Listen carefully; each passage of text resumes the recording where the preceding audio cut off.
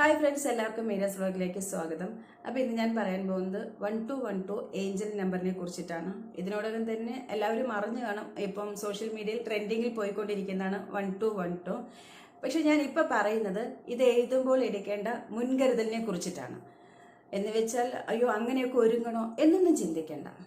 Very സിമ്പിളായിട്ടുള്ള ഒരു കാര്യമാണ് പറയുന്നത്.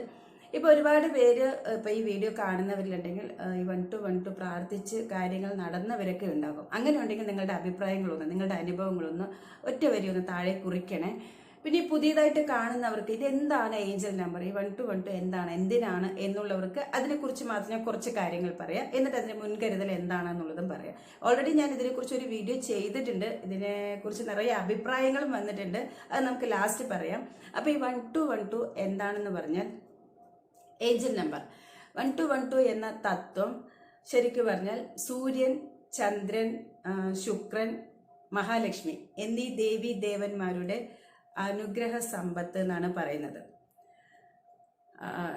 ദേവന്മാരുടെ നമ്പർ ശുക്ര ഭഗവാനെ നമ്മൾ പറയില്ലേ, ശുക്രദശ എന്നൊക്കെ പറയുന്നത് ഭഗവാന്റെ നമ്പറാണ് 6. അപ്പോൾ ഈ 4, 6, 12, 12 ഇതാണ് ഈ 1212 ഏഞ്ചൽ നമ്പർ. അപ്പോൾ തീർച്ചയായിട്ടും ഇത് എഴുതി നമ്മളുടെ നടക്കാത്തൊരു കാര്യം മനസ്സിരുത്തി പ്രാർത്ഥിച്ചാൽ തീർച്ചയായിട്ടും നടക്കും എന്നുള്ളതാണ് വിശ്വാസം. അതാണ് പരമപ്രധാനം. അപ്പം ആരെങ്കിലും അങ്ങനെ എന്താ പറയുക നടക്കാത്ത കാര്യങ്ങളുണ്ടെങ്കിൽ, ഇപ്പോൾ ഓരോരുത്തർക്കും അറിയാം അവരവരുടെ കാര്യത്തിൽ നമ്മൾ എത്രയോ ശ്രമിച്ചിട്ടും നടക്കാത്തൊരു കാര്യം, ഒരുപക്ഷെ എന്ത് തന്നെയാണെങ്കിലും, ഇപ്പം വിവാഹം തടസ്സപ്പെടുന്ന അവർക്ക് ഒരു സ്ഥാനക്കയറ്റം, അല്ലെങ്കിൽ നമ്മൾ ആർക്കെങ്കിലും കൊടുത്തിട്ട് നമ്മളുടെ സ്വന്തം ആയ ഇതുവരെ പണം, ക്യാഷോ ഇതുവരെ നമ്മൾ കിട്ടാതെ, നമ്മൾ എത്രയോ വേണ്ടി അതിനുവേണ്ടി ശ്രമിച്ചിട്ടും കിട്ടാതിരിക്കുന്ന ഒരു കാര്യം ഇതുപോലെ ഇങ്ങനെ എഴുതി പ്രാർത്ഥിച്ചു കഴിഞ്ഞാൽ തീർച്ചയായിട്ടും കിട്ടും എന്നുള്ളതാണ്. കിട്ടിയിട്ടുണ്ട് എന്നുള്ള അനുഭവസ്ഥരുടെ അനുഭവക്കുറിപ്പുകളും ഞാനിത് കണ്ടു. അപ്പോൾ തീർച്ചയായിട്ടും അങ്ങനെ പ്രാർത്ഥിച്ചു കഴിഞ്ഞാൽ അതിനുള്ള ഒരു ഫലം ഉണ്ടാകും. അതുപോലെ ഒരുപാട് അതാ ഞാൻ പറഞ്ഞത്, ഓരോരുത്തർക്കും അവരവർക്ക് എന്താണ് സാധിക്കാത്ത കാര്യങ്ങൾ, അത് നിങ്ങൾക്ക് വിശ്വാസമുണ്ടെങ്കിൽ തീർച്ചയായിട്ടും ഒന്ന് ട്രൈ ചെയ്ത് നോക്കാം, ശ്രമിച്ചു നോക്കാം. വിശ്വാസമാണ് പരമപ്രധാനം. ഇനി ഇത് എഴുതേണ്ട രീതി, അതിന് ഉപയോഗിക്കേണ്ട മഷി എന്തൊക്കെയാണെന്നുള്ളത്, ഇത് പച്ച മഷിയിലാണ് എഴുതേണ്ടത്. പച്ച മഷിയാണ് അത്യുത്തമം എന്നാണ് പറയുന്നത്. ഇതിനെക്കുറിച്ച് ആധികാരികമായിട്ട് പറയുന്ന കുറച്ച് വീഡിയോസിൽ ഞാൻ അവർ പ്രത്യേകം പറയുന്നത് പച്ച മഷി എന്നുള്ളതാണ് പറയുന്നത്. അതില്ലെങ്കിൽ മാത്രം നീലമഷി ഉപയോഗിക്കാം. അപ്പം ഞാൻ എൻ്റെ കയ്യിൽ ഉള്ളത് നീലമഷി കേട്ടോ. ഇതിലാണ് ഞാനിപ്പോൾ എഴുതി കാണിച്ചു തരാൻ പോകുന്നത് എങ്ങനെ എഴുതണം എന്നുള്ളത്. പിന്നെ ചുവന്ന മഷിയോ കറുത്ത മഷിയോ ഉപയോഗിക്കരുത്. ഇത് നെഗറ്റീവ് എനർജി വരുന്നതാണ് പറയുന്നത്. അപ്പോൾ ഈ ഒരു കാര്യത്തിന് അതൊരിക്കലും ഉപയോഗിക്കരുത്. പിന്നെ രാവിലെ 6 മണി മുതൽ വൈകിട്ട് 7 മണി വരെയാണ് അതിൻ്റെ സമയം പറയുന്നത്. അതിൽ എപ്പോൾ വേണമെങ്കിലും നിങ്ങൾക്ക് ഒരു അരമണിക്കൂർ മാറ്റി വയ്ക്കാം. അത് ചെയ്യേണ്ടത് നിങ്ങൾ ഇടത് കയ്യിൽ മോതിരി വിരലിലാണ് ഇത് എഴുതേണ്ടത്. ഇനിയിപ്പോൾ മോതിരി ഇട്ടിട്ടുണ്ടെങ്കിൽ അത് അയച്ചു വയ്ക്കൊന്നും വേണ്ട. അതിന് തൊട്ടപ്പുറം തന്നെ 1212 എന്ന് എഴുതിയാൽ മതി. അപ്പോൾ നമ്മൾ ഏതെങ്കിലും ഒരു ദിവസം ഇപ്പം നമ്മൾ തുടങ്ങുകയാണെങ്കിൽ 21 ദിവസമാണ് നമ്മളത് പ്രാർത്ഥിക്കേണ്ടത്. അപ്പോൾ നമ്മൾ ഈ ഒരു ദിവസം തുടങ്ങുമ്പോൾ ഈ 6 to 7 ഒരു നിശ്ചിത ടൈം നമ്മളത് കണ്ടെത്താം.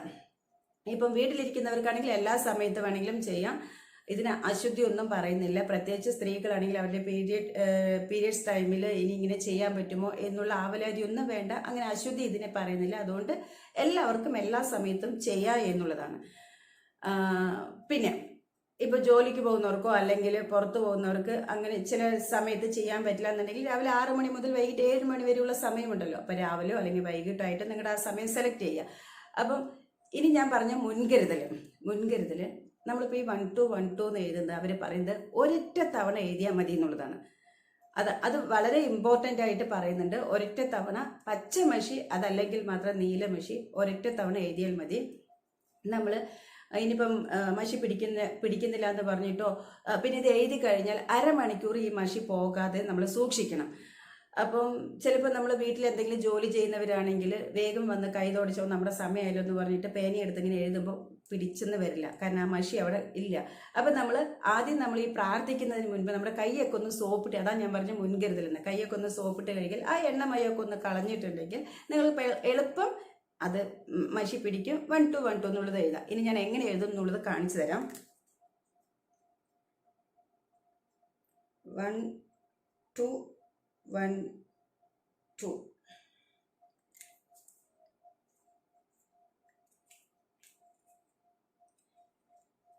ഇതുണ്ടോ, കാണുന്നുണ്ടോ, ക്ലിയർ ഉണ്ടോ? അത് 2 ആണ് കേട്ടോ, 1 2 1 2 എന്നുള്ളതാണ്. ഇതിപ്പോൾ ഞാൻ കാണിക്കാനായിട്ട് എഴുതിയതാണ്. എൻ്റെ അടുത്ത് പച്ച മഷിയില്ല, അതുകൊണ്ട് നീല മഷിയിലാണ് ഞാൻ എഴുതി കാണിച്ചു തന്നത്. ഞാൻ ഓൾറെഡി ഇത് തന്നെ പ്രാർത്ഥിച്ചപ്പോഴും നീല മഷി തന്നെയായിരുന്നു, എൻ്റെ അടുത്ത് പച്ച മഷി ഇല്ലായിരുന്നു. അപ്പം നീല മഷിയിലും എഴുതാം. അപ്പം ഇങ്ങനെയാണ് ഇത് എഴുതേണ്ടത്. ഇത് നമുക്ക് ഏതാണോ ഭഗവാൻ ഇഷ്ടദൈവം, ആ ദൈവത്തിനെ വിളിച്ച് നമുക്ക് നടക്കാത്തൊരു കാര്യം നമ്മൾ മനസ്സിൽ ഇത് സാധിക്കണം എന്ന് പറഞ്ഞ് നമ്മൾ എഴുതിയിട്ട് കുറച്ച് നേരം അതിനുവേണ്ടി ഇത് സാധിക്കണം എന്ന് പറഞ്ഞ് പ്രാർത്ഥിക്കുക. ഒരു അരമണിക്കൂർ നമ്മൾ ഈ മഷി മായാതെ സൂക്ഷിക്കുക. അതിനുശേഷം അത് തന്നെ പോവുകയാണെങ്കിൽ പോയിക്കോട്ടെ. അപ്പോൾ ഈ പറയുന്നത് ഇപ്പം നമ്മൾ എന്തെങ്കിലും ജോലി ചെയ്തുകൊണ്ടിരിക്കുന്ന സമയത്തായിരിക്കും നമ്മൾക്ക് പെട്ടെന്ന് അയ്യോ നമ്മുടെ സമയമായല്ലോ, അത് പ്രാർത്ഥിക്കണമല്ലോ എന്നും പറഞ്ഞ് വേഗം കൈ തുടച്ചിട്ട് വന്നിട്ട് അത് എഴുതുമ്പോൾ ഒരു തവണ എഴുതുമ്പോൾ ആ മഷി നമുക്ക് കയ്യിൽ പിടിക്കും എന്നുള്ളത് പറയാൻ പറ്റില്ല. അതുകൊണ്ട് അത് എഴുതുന്നതിന് മുൻപ് ഒരു മുൻകരുതൽ എന്ന രീതിയിൽ കൈയൊക്കെ ഒന്ന് സോപ്പിട്ട് ആ എണ്ണമായി, ചിലപ്പം പ്രത്യേകിച്ച് സ്ത്രീകളോ ആരെങ്കിലും ഈ അടുക്കളയിലോ എന്തിനെങ്കിലുമൊക്കെ നിൽക്കുമ്പോൾ നമ്മുടെ കൈ കുറച്ച് എണ്ണമായി ഉണ്ടെങ്കിൽ തീർച്ചയായിട്ടും നമ്മൾ ഒരു തവണ എഴുതി കഴിഞ്ഞാൽ അത് പിടിക്കില്ല, മഷി പിടിക്കില്ല. അപ്പം അതിലവർ പറയുന്നത് എന്താണെന്ന് പറഞ്ഞാൽ നമ്മളത് റിപ്പീറ്റായിട്ട് ഫോഴ്സ് ചെയ്ത്, അതായത് ഒന്ന് നമ്മളുടെ കയ്യിൽ മഷി പിടിക്കുന്നില്ല എന്ന് പറഞ്ഞ് നമ്മൾ മേലെ വരച്ച് ഇനി അരമണിക്കൂർ നമ്മുടെ കയ്യിൽ ഇത് മായാതെ സൂക്ഷിക്കേണ്ടതല്ലേ എന്ന് പറഞ്ഞ് നമ്മൾ കട്ടിക്കൊക്കെ അങ്ങനെ എഴുതിയിട്ട് ഇരിക്കട്ടെ, എന്തെങ്കിലും കാര്യത്തിൽ ഇനി തുണിയിലോ വേറെ എന്തെങ്കിലുമോ പിടിച്ചിട്ട് ഇത് മായാതെ ഇരിക്കണ്ടേ എന്ന് പറഞ്ഞ് നമ്മൾ അങ്ങനെ ട്രൈ ചെയ്താൽ അങ്ങനെ ഒരിക്കലും ചെയ്യാൻ പാടില്ല എന്നാണ്. അതായത് ഇത് ഈ ദേവീ ദേവന്മാരുടെ ആ ഒരു പോസിറ്റീവ് എനർജി അതായിട്ട് വരേണ്ട സമയമാണ്. നമ്മളൊരു സമയം തിരഞ്ഞെടുത്ത് നമ്മളത് പ്രാർത്ഥിക്കുമ്പോൾ ആ ഒരു പോസിറ്റീവ് എനർജി നമ്മളിലേക്ക് വന്ന് ഇത് കാര്യം നടക്കണം എന്നുള്ളതാണ്. അപ്പം നമ്മളിത് റിപ്പീറ്റായിട്ട് മേലെ വളരെ തിക്കായിട്ട് കട്ടിക്ക് ഒരിക്കലും ആയരുത് എന്ന് പറഞ്ഞ് വരുമ്പോൾ അത് ഫോഴ്സ് കൊടുക്കുന്നു എന്നുള്ളതാണ്. അതായത് ഒരു കാര്യം നിർബന്ധിച്ച് നമ്മൾ എടുക്കില്ലേ, അതാണ് അതിൽ പറയുന്നത്. അങ്ങനെ ഒരിക്കലും ചെയ്യാൻ പാടില്ല. നമ്മൾ സാധാരണ വളരെ സിമ്പിളായിട്ട് നമ്മളൊരു സമയം തിരഞ്ഞെടുക്കുന്നു, നമ്മളതിനു വേണ്ടി പ്രാർത്ഥിക്കുന്നു, ഒരു തവണ വളരെ സിമ്പിളായിട്ട് എഴുതുന്നു. ഒരു തവണ എഴുതിയത് കൊണ്ടൊന്നും മാഞ്ഞു പോകില്ല, ഒരു അരമണിക്കൂർ മായാതെ സൂക്ഷിക്കണം, ഇത്രയേ ഉള്ളൂ. ഇതിനു വേണ്ടി കട്ടിക്കൊന്നും എഴുതേണ്ട ആവശ്യമില്ല. നമ്മൾ വേറൊരു ജോലിയും ചെയ്യാതിരുന്നാൽ അത് അരമണിക്കൂറല്ല, ചിലപ്പോൾ 1 മണിക്കൂർ വരെയൊക്കെ അല്ലെങ്കിൽ ഒരു ദിവസം വരേക്കും നമ്മുടെ കയ്യിൽ ആ മഷിയൊക്കെ നിൽക്കും. നമ്മൾ എന്തെങ്കിലും പിടിക്കുക, എന്തെങ്കിലും തുടക്കുക ചെയ്തെങ്കിൽ മാത്രമേ അത് മായുള്ളൂ. അപ്പോൾ അരമണിക്കൂറൊക്കെ എന്തായാലും ആ മഷി ഉണ്ടാകും. അതുകൊണ്ട് ഒരൊറ്റ തവണ മാത്രം എഴുതിയാൽ മതി. അവിടെയാണ് നമ്മളത് ശ്രദ്ധിക്കേണ്ടത്. അതുകൊണ്ട് നമ്മൾ ഈ പ്രാർത്ഥിക്കുന്നതിന് മുൻപ് അല്ലെങ്കിൽ ഇത് ചെയ്യുന്നതിന് മുൻപ് നമ്മൾ കൈ ഒന്ന് സോപ്പിട്ട് കഴുകി തുടച്ച് വൃത്തിയാക്കിയാൽ ഇത്രയേ ഉള്ളൂ. ഇതാണ് മുൻകരുതൽ എടുക്കേണ്ടത്. ഞാൻ പറഞ്ഞൊരു കാര്യം വളരെ സിമ്പിളാണ്. പിന്നെ നടക്കില്ല എന്ന് തോന്നിയ കാര്യം, ഇതിന് വിശ്വാസമാണ് പരമപ്രധാനം. അതുകൊണ്ട് വിശ്വാസമുള്ളവർക്ക് മാത്രം ഇത് അവർ ചെയ്താൽ മതി.